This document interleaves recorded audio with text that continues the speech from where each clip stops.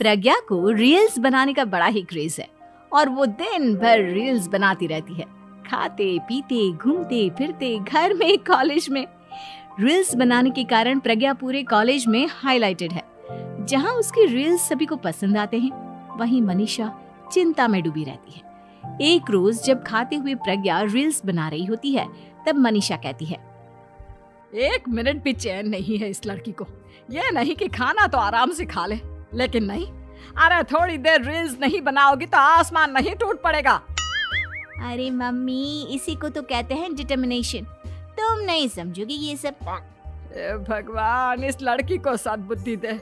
जब देखो तब टेढ़ा बाका मुंह बनाती रहती है। मनीषा की बात का प्रज्ञा पर जरा भी असर नहीं होता और वो खाते खाते रील्स बनाती रहती है। दिन बीतने लगते हैं और देखते देखते प्रज्ञा का कॉलेज भी खत्म हो जाता है। आए दिन कोई ना कोई मनीषा को प्रज्ञा की शादी करवाने का सुझाव दे जाता है। सब ठीक ही कहते हैं, प्रज्ञा की शादी कर देनी चाहिए। अपने घर के काम काज में व्यस्त हो जाएगी तो खुद ही ये रील्स और नाच गाना बंद हो जाएगा।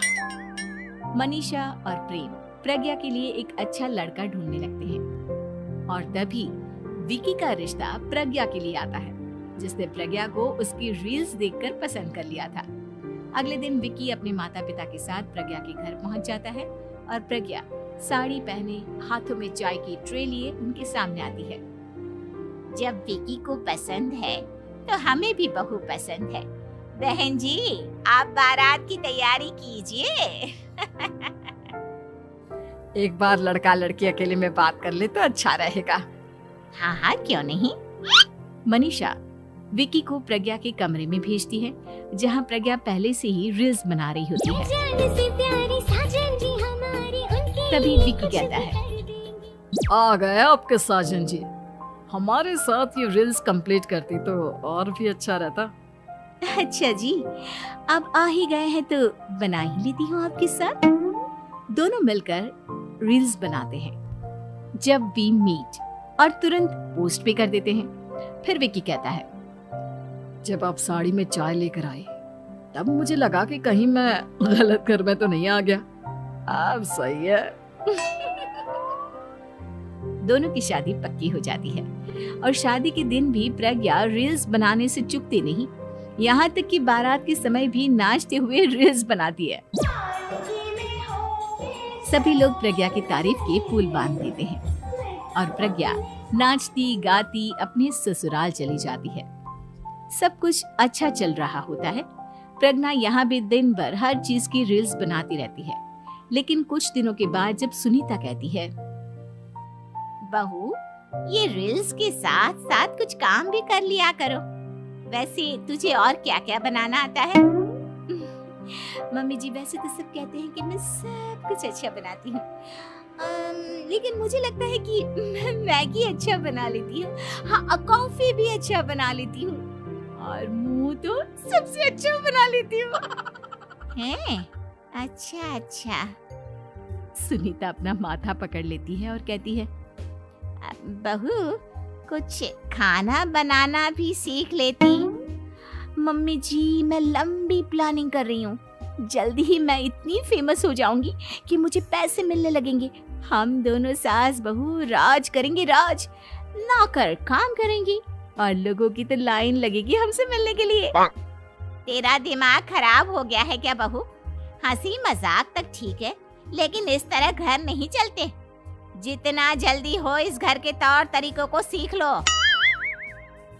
प्रज्ञा मुंह घुमाकर चली जाती है और तुरंत उसी वक्त एक रील बनाती है।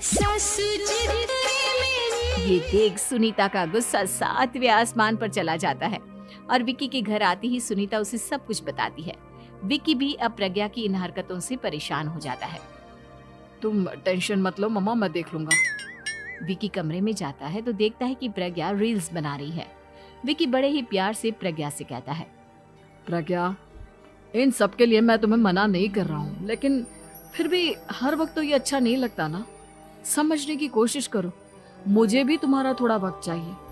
मैं जब ऑफिस से आता हूँ तो मुझे समय देने की जगह इसी में लगे रहते हो। तुम ज्यादा ही सोच रहे हो। तुम भी मेरे साथ रील्स बनाओ ना, तुम्हें भी बहुत अच्छा लगेगा। तुम्हें इज्जत से कोई बात समझ में नहीं आती क्या? दिमाग खराब हो गया है तुम्हारा इस चकाचौंध से। अगर तुमने अपना रवैया नहीं बदला तो मैं तुमसे दूर चला जाऊंगा। तुम ही रिश्ता लेकर आए थे, मुझे लड़कों की कमी नहीं थी और ना आज है। विकी दरवाजा पटककर चला जाता है। धीरे धीरे विकी प्रज्ञा से दूर होता जाता है। एक रोज मनीषा प्रज्ञा के ससुराल उससे मिलने जाती है। तब सुनीता उससे कहती है, बहन जी, अब आई हैं तो कुछ दिन यहाँ रहकर जाइएगा, आप ही का घर है। हाँ मम्मी, बहुत दिन हो गए तुम्हारे साथ एक भी रील नहीं बनाई मैंने। प्रज्ञा तुरंत अपने फोन में रील्स ऑन कर लेती है। ये सब मुझसे नहीं होता। तेरा ये भूत अभी तक नहीं उतरा क्या? बहन जी, आप कुछ कहती नहीं क्या इसे? जब आप ही कुछ नहीं कर पाई तो मैं कर ही क्या सकती हूँ। सास तो वैसी ही बदनाम है। शाम को घर की लाइट चली जाती है और मनीषा प्रज्ञा से कहती है, मेरे घुटनों में बहुत दर्द हो रहा है, तू लाइट का कुछ इंतजाम करना बेटा। अच्छा, कैंडल जला देती हूँ मम्मा। प्रज्ञा गाते हुए कैंडल जलाती है और खिड़की के पर्दे के पास रख देती है। मनीषा, जिसे बहुत दर्द हो रहा है, वो सो जाती है और प्रज्ञा हमेशा की तरह अपने रील्स में लग जाती है। उधर कैंडल की वजह से पर्दा आग पकड़ लेता है और मनीषा के कमरे में आग लग जाती है। बचाओ, कोई है, बचाओ। सभी भागते हैं और विकी कमरे की आग बुझाने में लग जाता है, लेकिन तब तक मनीषा आधी जल चुकी थी। मनीषा की हालत देख प्रज्ञा रोने लगती है। विकी मनीषा को तुरंत हॉस्पिटल ले जाता है और उसे एडमिट कराता है। विकी प्रज्ञा से कहता है, देख लिया ना, तुम्हारे इस नाच गाने की वजह से आज तुम्हारी माँ की जान जाते जाते रह गई। अब पता नहीं तुम और क्या चाहती हो। उधर डॉक्टर कहते हैं, इनकी हालत बहुत नाजुक है, आधे से ज्यादा जल चुकी है। प्रज्ञा रोती हुई मंदिर में जाती है और भगवान के आगे जाकर कहती है, भगवान, मेरी माँ को ठीक कर दो। मैं कसम खाती हूँ हाथ से ये रील्स बनाना छोड़ दूंगी, बस मुझे मेरी माँ वापस मिल जाए। 2 दिन बीत जाते हैं और मनीषा खतरे से बाहर आ जाती है। पेशेंट अब ठीक है, आप लोग उनसे मिल सकते हो। सब कोई मनीषा से मिलता है और प्रज्ञा सबके सामने अपना फोन तोड़ देती है। मुझे माफ कर दो मम्मा, मैंने तुम लोगों की बातों को नजरअंदाज किया।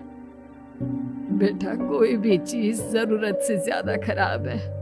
मैंने तुम्हें रील्स बनाने से कभी मना नहीं किया, लेकिन हर वक्त एक ही चीज तो सही नहीं है।